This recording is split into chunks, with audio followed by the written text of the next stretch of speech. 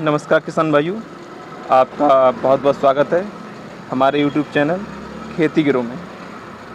किसान साथियों, आज हम बात करेंगे गन्ने के फसल में लगने वाले कीट थ्रिप्स के बारे में। जी हाँ, इस समय ये जो कीट है बहुतायत मात्रा में हर वैरायटी की गन्ने की फसल में देखा जा रहा है, लेकिन किसान बहुत ज़्यादा कन्फ्यूज्ड हैं। बहुत से किसान इसे गर्मी का असर समझ रहे हैं, बहुत से किसान इसे फंगस का अटैक समझ रहे हैं और बहुत से किसान इसे अन्य किसी प्रकार की बीमारी का असर समझ रहे हैं और वो अलग अलग तरह की विभिन्न दवाओं का प्रयोग कर रहे हैं, जिससे वो अच्छा रिजल्ट तो नहीं पा रहे हैं, संग में अपनी फसल को भी ख़राब कर रहे हैं। क्योंकि ये समय फसल की ग्रोथ का है। इस समय फसल अपने पूर्ण रूप से ग्रोथ पे होती है, बढ़िया ग्रोथ करती है और इस समय अगर कोई भी कीट आपकी फसल को में लगेगा तो वो उसे नुकसान कराएगा और कहीं ना कहीं आपका उत्पादन ज़रूर प्रभावित होगा। तो मेरे किसान भाइयों, सबसे पहले तो हम इसके लक्षणों को जानेंगे। तो जब आप अपने खेत की बारीकी से जांच करेंगे तो हम पाएंगे कि हमारे जो खेत का गन्ने का कलर है वो हल्का हल्का सा पीला पीला पड़ गया होगा। पीले पड़ने के अन्य भी बहुत से कारण होते हैं, लेकिन आप इस पीलेकण में एक चीज़ की आप थोड़ा सा देखेंगे कि जो पत्ते होंगे, पत्ते पर बीच बीच में से पीला काला सा आपको थोड़ा सा दिखाई पड़ेगा।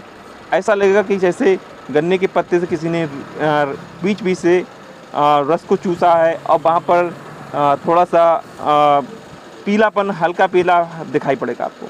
तो मेरे किसान भाइयों, और दूसरा लक्षण अगर इसका देखते हैं तो जो गन्ने के बीच की गोब की पत्ती जो है वो बिल्कुल लिपटी हुई आपको मालूम पड़ेगी।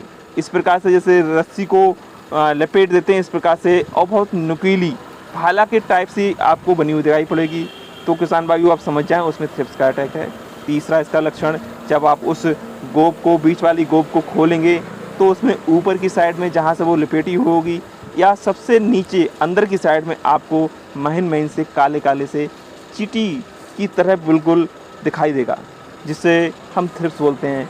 किसान भाइयों, यही वो कीट है जो हमारे गन्ने की पत्तियों से क्लोरोफिल को खाता है और जिसके कारण से हमारे गन्ने की पत्तियां पीली दिखाई पड़ती हैं और इसके साथ साथ ये हमारी गन्ने के बढ़वार को एकदम से रोक देता है। तो मेरे किसान भाइयों, आपने इसके लक्षण को जाना, अब हम इसके बचाव की बात करते हैं।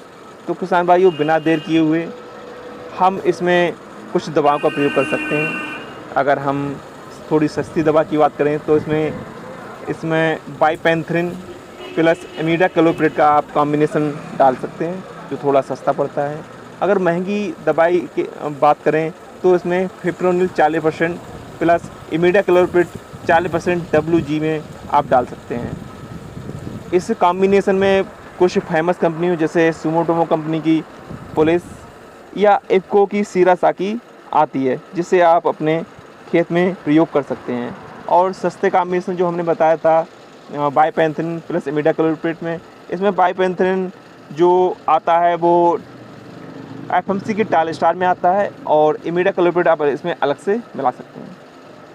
मेरे किसान भाइयों, इस समय चूँकि बरसात का मौसम है तो एक बात का आप ध्यान दें कि जिस दिन हम स्प्रे करें मौसम साफ़ हो। और किसान भाइयों, इस समय ज़रूर किसी भी हालत में आपको बिना स्टिकर के स्प्रे नहीं करनी है। आप कोई भी अच्छी कंपनी का स्प्रे जो स्टिकर जो सिलिकॉन वेस्ट होता है उसे आप इसमें मिला सकते हैं।